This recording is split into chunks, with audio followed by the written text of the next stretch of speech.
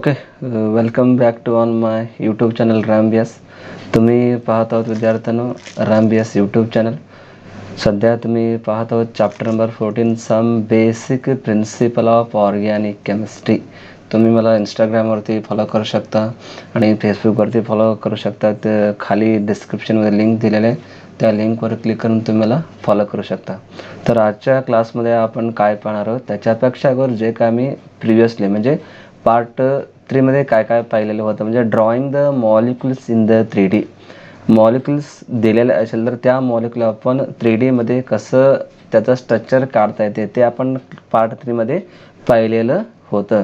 म्हणजे veg formula use करून आपल्याला कसं लिहिता येते, त्याच्यानंतर फिशर प्रोजेक्शन फॉर्म्युला यूज करून कसं एखादं स्ट्रक्चर आपल्याला काढता येते ते पाहिलं होतं. त्याच्यानंतर न्यूमॅनचं प्रोजेक्शन फॉर्म्युला यूज करून आपल्याला स्ट्रक्चर कसं काढता येते ते सुद्धा आपण पाहिलं होतं. त्याच्यानंतर लास्ट एक पाहिलेलं होतं सॉहॉर्स प्रोजेक्शन फॉर्म्युला, ते सुद्धा यूज करून कसं एखाद्या मॉलिक्युलचं स्ट्रक्चर ड्रॉ करता येते ते सगळे आम्ही पार्ट 3 मध्ये पाहिलेलं आहे. त्याचाही सुद्धा लिंक खाली डिस्क्रिप्शनमध्ये आहे, तिथे जाऊन तुम्ही पार्ट 3चं क्लास तुम्ही पाहू शकता. आजच्या क्लासमध्ये आपण काय पाहणार म्हणजे पार्ट 4 आहे. त्याच्यावर आपण काय पाहणार म्हणजे classification of the organic compounds. Classification of the organic compound ते आज आपण पाहणार आहोत. तर क्लासिफिकेशन का करायचं म्हणजे नेचरमध्ये भरपूर असं ऑर्गॅनिक कंपाऊंड आहे की त्याला स्टडी करण्यासाठी आपल्याला म्हणजे एखाद्या व्यवस्थित एक सिस्टमॅटिक नॉलेज पाहिजे किंवा सिस्टमॅटिक एखादा वे पाहिजे. त्यासाठी आपल्याला क्लासिफिकेशन करून घ्यावं लागतं. त्यासाठी तर त्याने क्लासिफिकेशन कितीमध्ये केलेलं आहे तर broadly classified into the 2 groups based on the carbon skeleton आणि based on the functional group. ह्या दोन्हीवरती त्यांनी क्लासिफिकेशन केलेले आहेत. कार्बन स्केलेटनवर डिपेंड असतात आणि काही क्लासिफिकेशन फंक्शनल ग्रुपवरती डिपेंड असतात. तर पहिला पॉईंट्स आहे classification based on the carbon skeleton. तर कार्बन स्केलेटनवरती कसं त्यांनी क्लासिफिकेशन केलेलं आहे त्याचं आपण पहिल्यांदा बघून घेऊया. तर पहिला बघा classification based on the carbon skeleton. Carbon स्केलेटनचं ऑर्गॅनिक कंपाऊंडवरून त्यांनी क्लासिफिकेशन इथे केलेले आहेत. ओके, आता ऑर्गॅनिक कंपाऊंड क्लासिफिकेशन करायला गेलं तर मेन 2 क्लासेसमध्ये क्लासिफिकेशन करायला येते. एक आहे ओपन चेन, त्यालाच आपण म्हणतो अलिफॅटिक किंवा सायक्लिक हायड्रोकार्बन कंपाऊंड्स असं म्हणतो. त्याच्यानंतर दुसरा आहे सायक्लिक किंवा क्लोज्ड चेन कंपाऊंड्स असंही त्याला म्हणता येते. परत सायक्लिक परत 2 क्लासेसमध्ये क्लासिफिकेशन केले आहेत. एक आहे होमोसायक्लिक, दुसरा आहे हेटेरोसायक्लिक.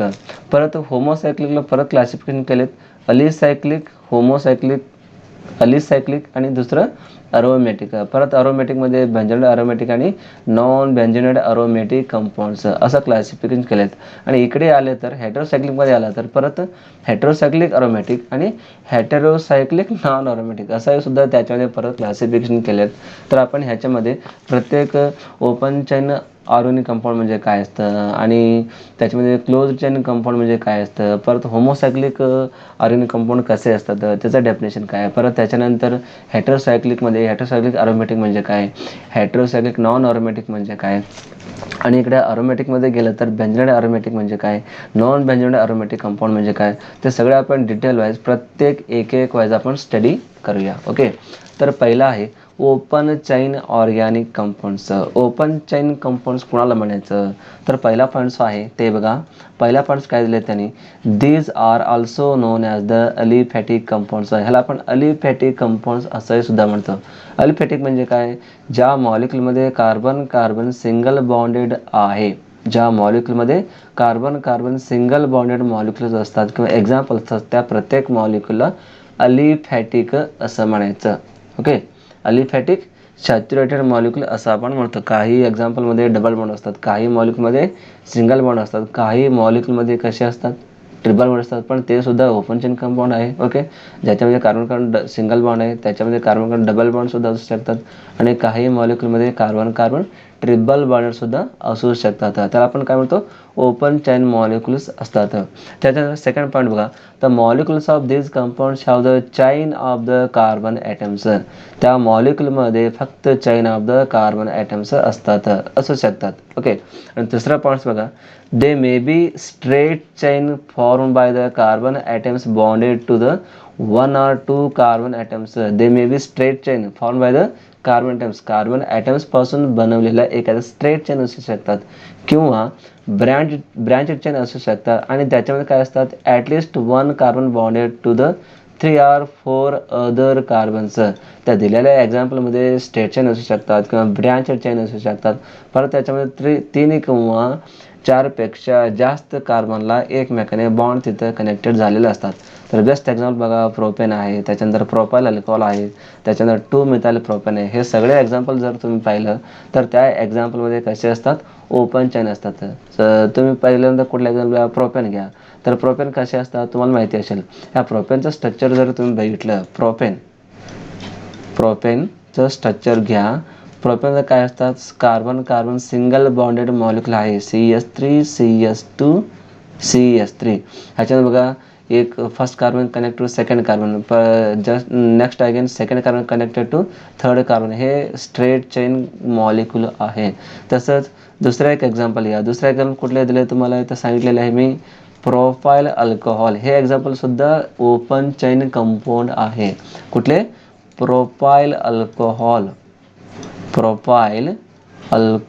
हे सुद्धा ओपन चेन कंपाऊंड आहे. कसं, कारण ह्याच्यामध्ये सुद्धा ह्याचं स्ट्रक्चर बघा, CH3 CH2 CH2OH. हे काय आहे, प्रोपाइल अल्कोहॉलचं स्ट्रक्चर आहे. ह्याच्यामध्ये काय आहे, ओपन चेन, कुठल्याही सायक्लिक किंवा रिंग टाईपचं स्ट्रक्चर ह्याच्यामध्ये नाही. त्यासाठी ह्याला काय म्हणतो आपण, ओपन चेन मॉलिक्युल्स असं म्हणतो. ओके. त्याच्यानंतर दुसरं एक एक्झाम्पल आहे 2 मिथाइल प्रोपेन. हे सुद्धा ओपन चेन हे सुद्धा काय आहे, एखाद्या ब्रँचेड चेन कंपाऊंड आहे. कारण इथं म्हटलेलं आहे थर्डमध्ये, branched chain having the at least 1 of the carbon bonded to the 3 or 4 other carbon atoms.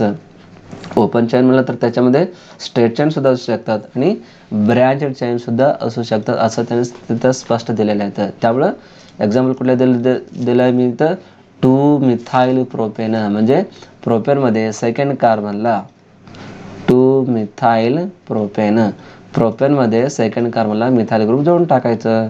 तर प्रोपेन स्ट्रक्चर काढून घ्या, 3 कार्बन काढा. ओके. त्याच्यानंतर 2 मिथाइल म्हणजे सेकंड कार्बनला मिथाइल ग्रुप इथं जोडून टाका. मिथाइल म्हणजे CH ग्रुप. हा ग्रुप तुम्ही तिथं जोडला तर ते काय होणार, 2 मिथाइल प्रोपेन. इथं काय झालेलं आहे तर सेकंड कार्बनवरती हा झाला तुमचा फर्स्ट कार्बन आणि हा झाला तुमचा सेकंड कार्बन, हा झाला तुमचा थर्ड कार्बन. ह्या सेकंड कार्बनवरती काय आहे, एक ब्रँच आलेलं आहे. तिथं स्पष्ट तुम्हाला दिलेले आहेत की ओपन चेनमध्ये सुद्धा ब्रँचड मॉलिक्युल्स असतात. ब्रँचड आहे, कारण ब्रँच कशाला म्हणायचं, तर हा मिथाइल ग्रुप तिथं एक्स्ट्रा आलेला आहे. हा झाला तुमचं स्ट्रेट चेन, पण ह्याच्यामध्ये एक्स्ट्रा इथं ब्रँचेस किंवा साईड ग्रुप आलेले आहेत. त्यालाच आपण काय म्हणतो, ब्रँचड चेन मॉलिक्युल्स असं आपण त्याला म्हटलं जातो. या पद्धतीनं ओपन चेन मॉलिक्युल्स किंवा ओपन चेन RNA कंपाऊंड असू शकतात. परत एकदा सांगतो, these are the aliphatic compounds. Molecules of these compounds have the chain of carbon atoms and they may be straight chain formed by the carbon atoms, 1 or more 2 carbon atoms, or branched chain having at least 1 of the carbon bonded to the 3 or 4 other carbon atoms. मला वाटतं हे समजलेले आहे तुम्हाला.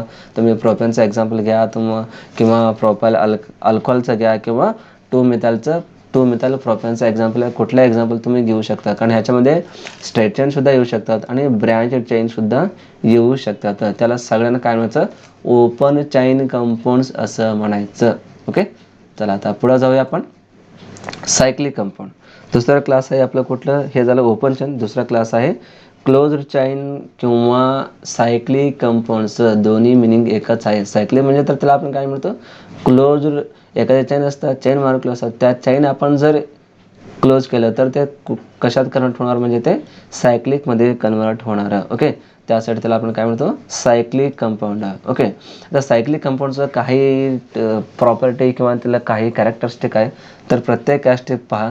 तर पहिलं काय आहे, molecules are form by joining atoms to form the ring like structure.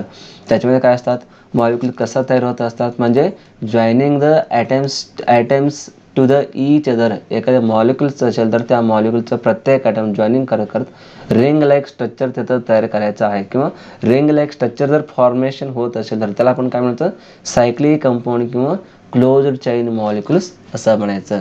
तर त्याच्यामध्ये परत दोन क्लास आहेत, होमोसायक्लिक कंपाऊंड आणि हेटेरोसायक्लिक कंपाऊंड्स. तर होमोसायक्लिक कधी म्हणायचं, ज्या कंपाऊंडमध्ये ring is made up of only carbon atoms. ज्या दिलेल्या रिंगमध्ये फक्त त्या रिंग कार्बन ॲटम्सने तयार झालेले असेल तर त्याला काय म्हणायचं, होमोसायक्लिक कंपाऊंड. होमो म्हणजे same, homo means same, homo means same, homo means same. म्हणजे त्या दिलेल्या रिंग सिस्टममध्ये फक्त कार्बन ॲटम्स यूज करून, वापर करून एखाद्या रिंग तुम्ही जर तयार करत असाल तर त्याला काय म्हणायचं, होमोसायक्लिक कंपाऊंड्स असं म्हणायचं. तर दुसरं काय आहे, हेटेरोसायक्लिक. हेटेरोसायक्लिक कधी म्हणायचं, if the compound made up of other than the carbon atoms. तर तुम्ही कार्बन मॉलिक्यूल सोडून दुसरं एलिमेंट्स किंवा दुसरं मॉलिक्यूल वापरून तुम्ही जर रिंग बनवत असेल तर त्याला काय म्हणायचं, हेटेरोसायक्लिक कंपाऊंड्स. आता कार्बन सोडून दुसरं कुठले मॉलिक्युल्स असतात, तर नायट्रोजन असतात, त्याच्यानंतर ऑक्सिजन आहे, सल्फर आहे. हे जर मॉलिक्यूल तुम्ही यूज करून एखाद्या मॉलिक्यूल बनवत असेल तर किंवा एखाद्या मॉलिक्यूल तयार होत असेल तर त्या मॉलिक्यूलला काय म्हणायचं, हेटेरोसायक्लिक कंपाऊंड्स असं म्हणायचं. तर एक्झाम्पल तुम्हाला इथं आहे, पायपरडिन आहे, त्याच्यानंतर पायराल आहे, बेन्झीन आहे, सायक्लोहेक्झेन आहे. हे सगळे एक्झाम्पल बघितले तर तुम्हाला काही ह्याच्यामध्ये होमोसायक्लिक आहे आणि काही ह्याच्यामध्ये हेटेरोसायक्लिक रिंग कंपाऊंड आहे. ते तुम्ही स्ट्रक्चर काढून दाखवतो, त्या स्ट्रक्चरवरून तुम्ही त्याला ओळखून घ्या की पायपरडिन म्हणजे होमोसायक्लिकमध्ये कुठले एक्झाम्पल येणार आहे आणि त्याच्यानंतर हेटेरोसायक्लिकमध्ये कुठले एक्झाम्पल आहे. तर होमोसायक्लिकमध्ये मी तुम्हाला होम म्हणजे काय सांगितलं मी, तर फक्त कार्बन यूज करून बनवलेला मॉलिक्यूल आपण काय म्हणतो, होमोसायक्लिक म्हणायचं. आता तुम्ही एक्झाम्पल तुम्हाला माहिती असेल, बेन्झीन तुम्हाला माहिती असेल, फक्त त्याच्यामध्ये कार्बनचं रिंग असतात. तर पहिला एक्झाम्पल कुठला घेऊ आपण, बेन्झीन ह्याच्यामध्ये फक्त काय असतात, फक्त आणि फक्त कार्बन्सच त्याच्यामध्ये मॉलिक्यूल असतात. बघा बेन्झीन कसे असतात तुम्हाला माहिती असेल, तर 6 मेंबर्ड रिंग असतात. ओके, 6 मेंबर्ड म्हणजे 6 कार्बनपासून बनवलेला फक्त कार्बन आणि हायड्रोजन त्याच्यामध्ये असतात. त्याला आपण काय म्हणतो, बेन्झीन मॉलिक्यूल असं म्हणतो. ह्या पद्धतीनं आता ह्याच्यामध्ये कार्बन काउंट करा किती असतात. तर कार्बन मी तर लिहून घेतो बघा.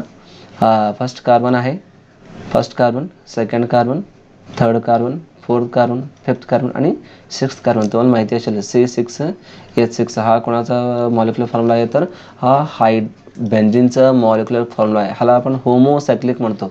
होमोसायक्लिक कशासाठी म्हणायचं, तर त्या रिंग स्ट्रक्चरमध्ये फक्त आणि फक्त कार्बनच असलं पाहिजे, फक्त आणि फक्त कार्बनचंच त्याच्यामध्ये पाहिजे. त्या प्रत्येक मॉलिक्युलला काय म्हणायचं, होमोसायक्लिक म्हणायचं. ओके, त्याच्यानंतर अजून दुसरं कुठलं एक्झाम्पल मी तुम्हाला सांगितलं होतं, तर सायक्लोहेक्झेनचं एक्झाम्पल मी तुम्ही इथं पाहिलेलं आहे, सायक्लोहेक्झिन.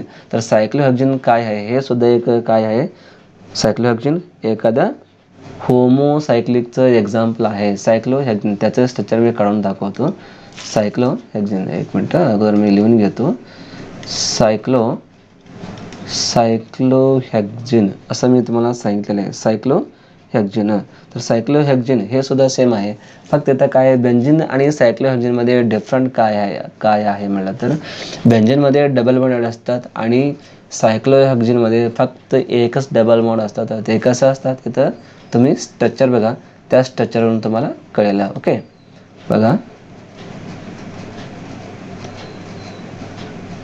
1 2 3 4 हा फिफ्थ कार्बन आणि हा सिक्स्थ कार्बन. ओके, आणि हा सिक्स्थ वन बॉन्ड. ह्याच्यात फक्त कुठेही तुम्ही एक बाण देऊन टाका, तर हे काय झालं, सायक्लोहेक्झिन होणार. सायक्लोहेक्झिन वेगळं आणि सायक्लोहेक्झिन वेगळं. इथं लास्टला XENE असं हेक्झिन, EENE म्हणजे कार्बन डबल बॉन्डेड येणार. सपोज तुम्ही ह्याला XENE असलेलं तर ह्याच्यामध्ये कुठलाही डबल बॉन्ड येत नाही. पण हा सुद्धा एक होमोसायक्लिक आहे, कारण ह्याच्यात फक्त कार्बन आणि हायड्रोजन आहे, ह्याच्या व्यतिरिक्त कुठल्याही मॉलिक्यूल त्याच्यामध्ये नाही. त्यासाठी असलं टाईपचं एक्झाम्पल असेल तर त्या एक्झाम्पलला काय म्हणायचं, होमोसायक्लिक ऑर्गॅनिक कंपाऊंड असं म्हणायचं. त्याच्यानंतर आता हेटेरोसायक्लिकमध्ये काय असतात, कार्बन सोडून दुसरं इतर ऑक्सिजन असू दे किंवा नायट्रोजन असू दे किंवा सल्फर असू दे, हे जर त्या एक्झाम्पलमध्ये आलेलं असेल तर त्या प्रत्येक मॉलिक्यूलला काय म्हणायचं, हेटेरोसायक्लिक ऑर्गॅनिक कंपाऊंड असं तुम्ही म्हणायचं. तर एक्झाम्पल बघा, तुम्हाला एक्झाम्पल कुठलं सांगितलं होतं, तर पाईप रीडिंग हा एक्झाम्पल सांगितलं होतं. पाईप रीडिंग तर बघा दाखवतो तुम्हाला.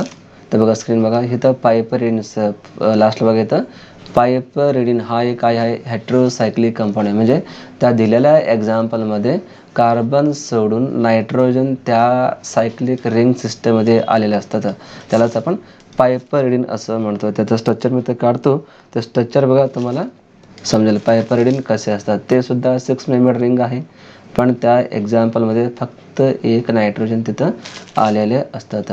त्यासाठी त्याला पाईप रीडिंग बघा. ह्याच्यामध्ये इथं कार्बन यायला पाहिजे होतं, पण नायट्रोजन इथं आलेलं आहे. त्यासाठी हे कशामध्ये मोडतात, तर heterocyclic, those cyclic compound made up of other than carbon atoms. So त्यासाठी ह्याला काय म्हणायचं, हेटेरोसायक्लिक कंपाऊंड. तर दिलेलं एक्झाम्पल फक्त एक नायट्रोजन आणि उरलेलं सगळं कार्बनपासून बनलेला एखादा रिंग असतात. ओके, ह्या पद्धतीनं. आणि खाली इथं काय काढायचं, एक हायड्रोजन काढायचं. इथं बॉन्ड, पुढं एच, हायड्रोजन असं असेल तर ह्या स्ट्रक्चरला काय म्हणायचं, तर पाईप रीडिंग असं म्हणायचं. ह्याच्यात बघा फक्त हे सगळं कॉर्नर म्हणजे काय असतं, तिथं सगळे कॉर्नर म्हणजे कार्बन असतात. ह्या कार्बन सोडून इतर व्यक्ती कुठले मॉलिक्युल इथं आलेला आहे, तर नायट्रोजन आलेले आहे. त्यासाठी हे कशात मोडतात, म्हणजे हे हेटेरोसायक्लिकमध्ये मोडतात. 5 कार्बन आणि 1 of the nitrogen, pipe reading. त्याच्यानंतर अजून एक मी तुम्हाला एक्झाम्पल सांगितलं होतं, तर ते एक्झाम्पल कुठलं आहे, पायरॉल एक आहे. तर बघा पायरॉल एक आहे. ह्या पायरॉलचं स्ट्रक्चर कसे असतात ते सुद्धा मी इथं काढून दाखवतो तुम्हाला. पायरॉलसुद्धा काय आहे, एखादा हेटेरोसायक्लिक मॉलिक्यूल आहे. पर सेम स्ट्रक्चर, फक्त त्याच्यामध्ये 4 कार्बन असतात आणि एक नायट्रोजन त्याच्यामध्ये प्रेझेंट असतात. त्या स्ट्रक्चरला काय म्हणायचं, पायरॉल असं म्हणायचं. ह्या पद्धतीनं 1 2 3 4 कार्बन आणि 1 ऑफ द नायट्रोजन आणि परत त्याला एक हायड्रोजन इथं असतात. हायड्रोजन आणि एक हायड्रोजन. त्याच्यानंतर इथं डबल बॉन्ड असतात आत. डबल बॉन्ड ह्याला काय म्हणायचं, पण दुसरं घेतो मी. ह्याला काय म्हणायचं, तर पायरॉल, PYROLL, पायरॉल. हे स्ट्रक्चर जर तुम्ही बघितलं तर तुम्हाला काय ऑब्झर्वेशन होणार इथं, तर कार्बनपेक्षा वेगळं मॉलिक्युल कुठले आलेले आहेत, नायट्रोजन ह्याच्यामध्ये आलेले आहेत. त्यासाठी परत कशात मोडणार, म्हणजे हेटेरोसायक्लिक कंपाऊंडमध्ये हे मोडतात. तर समजलं तुम्हाला होमोसायक्लिक कुणाला म्हणायचं आणि हेटेरोसायक्लिक कुणाला म्हणायचं. तर होमोसायक्लिक कुणाला म्हणायचं, ज्या सायक्लिक मॉलिक्युलमध्ये फक्त कार्बन यूज करून एखाद्या रिंग तिथं तयार होत असेल तर त्या मॉलिक्युलला होमोसायक्लिक असं म्हणायचं. आणि हेटेरोसायक्लिक कुणाला म्हणायचं, त्या रिंगमध्ये कार्बन सोडून इतर नायट्रोजन किंवा सल्फर किंवा ऑक्सिजन आलेले असेल तर त्या मॉलिक्युलला हेटेरोसायक्लिक ऑर्गॅनिक कंपाऊंड असं म्हणायचं. ओके, चला आता पुढे जाऊया आपण. ओके, पुढे कुठलं आहे, अलिसायक्लिक कंपाऊंड आहे. अलिसायक्लिक कंपाऊंडचं परत अलिसायक्लिक म्हणजे काय, त्याचं एक्झाम्पल कुठले आहे ते सुद्धा इथं आपण स्टडी करूया. तर अलिसायक्लिक, it is one of the class of the homocyclic compound. Okay, we know that. Then it exhibits similar properties of those of the aliphatic compound. ह्याचा प्रॉपर्टी कसे असतात, म्हणजे अलिफॅटिक जे मॉलिक्युल असतात, जे काय मॉलिक्युल असतात त्या मॉलिक्युल सारखंच ह्याचं प्रॉपर्टी ते दाखवत असतात. तर बेस्ट एक्झाम्पल आहे सायक्लोब्युटेन आहे. त्याच्यानंतर सायक्लोहेक्झिन आहे. हे सगळं सायक्लोहेक्झिन तर तुम्ही मागाशी पाहिलेलं आहे. आता फक्त राहिले कुठलं, सायक्लोब्युटेन हा एक्झाम्पल राहिलेला आहे. ते एक्झाम्पल मी तर तुम्हाला काढून दाखवतो. सायक्लोब्युटेन तुम्हाला समजत असेल, सायक्लोब्युटेन किती असतात, तर हे सायक्लोब्युटेन इथं मांडलेलं आहे तुम्हाला. सायक्लोब्युटेनमध्ये फक्त काय असतात, तर इथं ANE मांडलेले आहेत, म्हणजे कार्बन कार्बन सिंगल बॉन्डेड. पण हे कसं आहे, सायक्लिक मॉलिक्युल आहे. त्याचं स्ट्रक्चर बघा, एक मिनटं. त्याचं स्ट्रक्चर फक्त चार कार्बन असलेलं सायक्लिक रिंग काढून टाकायचं, त्याला आपण काय म्हणतो, ब्युटेन. ब्युटेन मीन्स किती कार्बन असतात, तर 4 कार्बन असतात. तर 4 कार्बन एकमेकांनी सायक्लिकच्या फॉर्ममध्ये ह्या पद्धतीत काढायचं आहे, त्यालाच आपण काय म्हणतो, सायक्लोब्युटेन असं म्हणतो. त्याच्यानंतर पुढचं आहे सायक्लोहेक्झिन. तर मगाशी मी काढलेलं हे स्ट्रक्चर इथं बघा, सायक्लोहेक्झिन इथं आहे. सायक्लोहेक्झिन कुठे, हां ओके, सायक्लोहेक्झिन स्ट्रक्चर हे आहे. ह्यालाच आपण काय म्हणतो, सायक्लोहेक्झिन. हे सुद्धा कशात म्हणतात, म्हणजे अलिसायक्लिकमध्ये हा एक्झाम्पल येतात. ओके, समजलं तुम्हाला. अलिसायक्लिक म्हणजे त्या ज्या मॉलिक्यूलचं किंवा जे अलिफॅटिक कंपाऊंड्स आहे त्या मॉलिक्यूल जे काही प्रॉपर्टी असेल त्या सगळ्या प्रॉपर्टी अलिसायक्लिक कंपाऊंडला अप्लाय होणार आहे. त्यालाच आपण काय म्हणतो, अलिसायक्लिक असं म्हणतो. ओके, चला आता पुढचा घेऊया, अरोमॅटिक कंपाऊंड्स. तर अरोमॅटिक कंपाऊंड्स म्हणजे काय, त्याचं एक्झाम्पल कुठले आहे ते तुम्हाला पुढं अजून टॉपिक नंबर 15मध्ये आहे, हायड्रोकार्बन टॉपिक. तिथं तुम्हाला भरपूर अरोमॅटिक कंपाऊंडचं मेन एक्झाम्पल कुठलं येणार आहे आपल्याला, बेंझिन हा अरोमॅटिक कंपाऊंडचं मेन एक्झाम्पल आहे. ते एक्झाम्पल पण आहे, त्याचं प्रूफसुद्धा आहे, त्याचं रिॲक्शन आहे, त्याचा प्रॉपर्टी आहे, अजून बऱ्याच काही त्या टॉपिकमध्ये तिथं आपण बघूया. पण इथं तुम्हाला काय दिलं तर अरोमॅटिक कंपाऊंड म्हणजे काय नेमकं, त्याचं एक्झाम्पल वगैरे कुठले ते आपण बघूया. ओके, अरोमॅटिक कंपाऊंड म्हणजे काय, benzene and all compounds have the structures and chemical property resembling benzene are classified as the aromatic compounds. Benzene आणि काही कंपाऊंड असं आहे की त्याचं स्ट्रक्चर आणि जे केमिकल प्रॉपर्टी आहे ते सगळे कशात रिजेंबल करायला पाहिजे, तर बेंझिनला रिलेटेड किंवा त्याला रिजेंबल करायला पाहिजे. तसलं एक्झाम्पल असेल तर त्या प्रत्येक एक्झाम्पलला काय म्हणायचं, अरोमॅटिक कंपाऊंड्स असं म्हणायचं. कारण त्याचाही प्रॉपर्टी म्हणजे बेंझिनचा प्रॉपर्टी आणि उरलेले जे मिथाइल बेंझिन असू दे एक्झाम्पल किंवा ब्रोमो बेंझिन असू दे, ह्याचा प्रॉपर्टी आणि बेंझिनचं प्रॉपर्टी सिमिलर आहे किंवा रिजेंबल्स आहे. त्यासाठी असं एक्झाम्पल असेल तर त्या प्रत्येक एक्झाम्पलला काय म्हणायचं, अरोमॅटिकच आहे किंवा अरोमॅटिक कंपाऊंड आहे असं त्याला आपण म्हणावं लागतो. तर पहिलं एक्झाम्पल आहे बेंझिन. मगाशी मी तुम्हाला बेंझिन स्ट्रक्चर काढून इथं दाखवलेलं होतं, तर परत एकदा काढतो. बेंझिनचं स्ट्रक्चर बघा कसे असतात, 6 मेंबर रिंग असतात. त्या 6 मेंबर रिंगमध्ये सिंगल बॉन्डेड असतात, त्याच्यानंतर डबल बॉन्डेड असतात. त्या प्रत्येक कार्बनवरती एक हायड्रोजन प्रेझेंट असतात. फक्त मी तर condense structure of the benzene मी तर दाखवत असतो तुम्हाला. बेंझिनचं स्ट्रक्चर आहे, त्याच्यानंतर मिथाइल बेंझिन ह्याचं स्ट्रक्चर आहे, ह्याला काय म्हणायचं आता, बेंझिन असं म्हणायचं. हे बेंझिन स्ट्रक्चर आहे. आणि आता पुढचं स्ट्रक्चर काय करायचं, मिथाइल बेंझिन आहे. हे मिथाइल बेंझिन काय करायचं, बेंझिन रिंगवरती एखादा मिथाइल ग्रुप असेल तर त्याला आपण काय म्हणतो, तर मिथाइल बेंझिन असं म्हणतो. ओके, आता ह्यालाच आपण स्ट्रक्चर काढून दाखवत बघा परत एकदा. असं अगोदर बेंझिन रिंग काढा, त्या बेंझिन रिंगवरती एखादा मिथाइल ग्रुप प्रेझेंट असेल तर त्याला काय म्हणायचं, मिथाइल बेंझिन असं म्हणायचं. सिंपल आहे स्ट्रक्चर. डबल सिंगल परत तिथं डबल काढायचं. परत किंवा तुम्ही कुठंही एखाद्या कार्बनवरती तिथं CS3 जोडून टाका, त्यालाच आपण काय म्हणतो, oh my God, okay, CS3. एक मिनटं मी पुसूनच काढतो. हे CS3 हा ग्रुप तिथं जोडा. हे काय झालं, मिथाइल बेंझिन. त्याच्यानंतर दुसरा एक एक्झाम्पल आहे ब्रोमो बेंझिन. हा सुद्धा एखादा अरोमॅटिक कंपाऊंड आहे. ब्रोमो बेंझिन असू दे किंवा हा लास्ट 4th एक्झाम्पल आहे फिनॉल आहे. हे सुद्धा काय आहे, एखादा अरोमॅटिक कंपाऊंडचं एक्झाम्पल आहे. आता ब्रोमो बेंझिनचं काढूया. अगोदर BR काढा. हे BR कुठं जोडायचं आहे आपल्याला, BR कुठं जोडायचं आहे, बेंझिन रिंगवरती ते जोडायचं आहे असं. ओके, तर बेंझिन रिंग काढतो बघा. बेंझिन रिंग काढा. पाहिजे असेल तर तुम्ही स्क्रीनशॉट काढून घेऊ शकता विद्यार्थ्यांनो. पाहिजे असेल तर ना, तर हे स्क्रीनशॉट काढूनच ठेवा. कारण तुम्हाला अभ्यासासाठी हे लागणार आहे. अरोमॅटिक कंपाऊंडचं डेफिनेशन तुम्हाला येत आहे, त्याच्याने भरपूर इथे एक्झाम्पल मी दिलेले आहे. ओके, ह्या एक्झाम्पलमध्ये तुम्हाला बेंझिन आहे, मिथाइल बेंझिन आहे, त्याच्यानंतर ब्रोमो बेंझिन आहे. ब्रोमो बेंझिनला ब्रोमिन ग्रुप जोडून टाकायचं. कुठे जोडा, इथं जोडा किंवा फर्स्ट कार्बनला जोडा, सेकंड कार्बनला जोडा किंवा third carbon, 4th 5th 6th कुठेही तुम्ही जोडू शकता. फक्त बेंझिन रिंगवरती BR ग्रुप असेल तर त्याला ब्रोमो बेंझिन असं म्हणायचं. ओके, आता लास्टला एक एक्झाम्पल आहे फिनॉल. फिनॉल कसे असतात म्हणजे बेंझिन रिंगला फक्त OH काढून टाकायचं, त्यालाच आपण काय म्हणतो, फिनॉल असं आपण म्हणतो. ओके, आता इथंच काढतो मी बघा. फक्त ह्या कार्बनवरती आपल्याला फिनॉल ग्रुप तिथं जोडायचं आहे. ओके, इथंच ब्रोमो बेंझिन मी काढतो, ते काढून तिथं फक्त OH ग्रुप इथं जोडून टाकतो. ह्यालाच आपण काय म्हणायचं, फिनॉल. हे फिनॉलचं एक्झाम्पल आहे. फिनॉल बेंझिन रिंगला OH असेल तर त्याला आपण काय म्हणतो, फिनॉल असं म्हणतो. हे सगळ्याला काय म्हणायचं, अरोमॅटिक कंपाऊंड्स असं म्हणायचं. ओके, काय म्हणायचं, अरोमॅटिक कंपाऊंड्स. आता अरोमॅटिक कंपाऊंड्सला परत त्याने क्लासिफिकेशन केलेले आहेत. म्हणजे काही अरोमॅटिक रिंग सिस्टम असं आहे की त्याच्यामध्ये फक्त बेंझिनॉइड असतात आणि काही अरोमॅटिक असं आहेत की ते बेंझिनसारखं नसतात पण ते अरोमॅटिक कंपाऊंड आहे.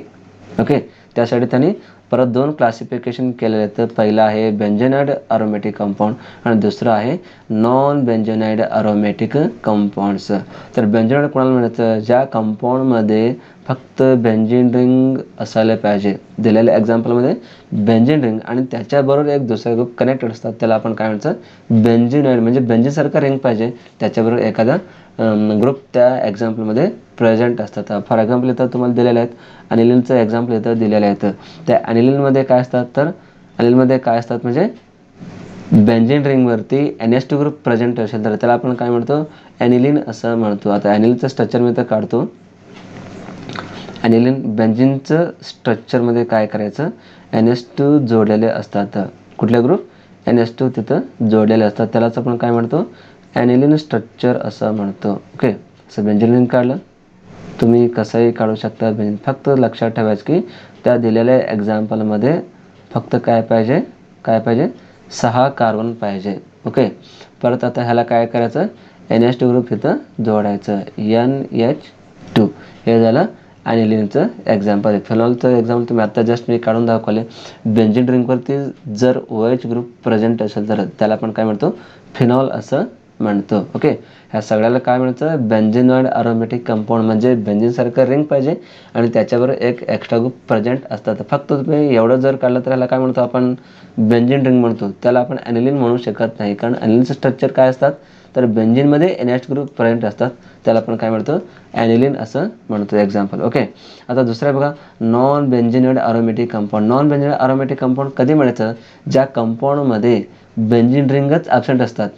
ज्या कंपाऊंडमध्ये बेंझिन रिंग ॲब्सेंट असतात त्याला आपण काय म्हणतो? त्याला काय म्हणतो? Non benzenoid aromatic compound. Best example आहे ट्रोपोन. त्या ट्रोपोन स्ट्रक्चर कसं असेल मी इथं काढून दाखवतो. त्या स्ट्रक्चर बघा, त्या स्ट्रक्चरमध्ये काय असतात? तर बेंझिन रिंग ॲब्सेंट असतात. बेंझिनमध्ये किती असतात? म्हणजे 6 कार्बन असला पाहिजे, पण ह्याच्यात 6 कार्बन असतात, तर 6 पेक्षा जास्तच आहे. ते स्ट्रक्चर तुम्ही बघा, तुम्हाला समजेल. ओके, बघा स्ट्रक्चर मी इथं काढतो ट्रोपोनचं. अरे यार, बघा असं आहे स्ट्रक्चर असं आहे ट्रोपोनचं. पहिल्यांदा असं घ्या, त्याच्यानंतर सेकंड कार्बन, त्याच्यानंतर इकडे थर्ड कार्बन. हा सेकंड कार्बनला इकडे एक डबल बॉन्ड, इकडे एक डबल बॉन्ड आणि पुढे इथं ऑक्सिजन आहे, त्याच्यानंतर परत इकडे इथं टोटल तुम्हाला 7 कार्बन काढलं पाहिजे. त्याला आपण काय म्हणतो? ट्रोपोन असं म्हणतो. ट्रोपोनचं स्ट्रक्चर. आता 3 झालं, हा 4, हा 5, हा 6 आणि हा 7. ओके, आता ह्याला जोडून टाका. बघा परत एकदा काउंट करा किती झालं आहे. काउंटिंग करूया, 1 मिनटं. पेन दुसरे घेतो. हाला 1 नंबर द्या. 1 2 2, अरे यार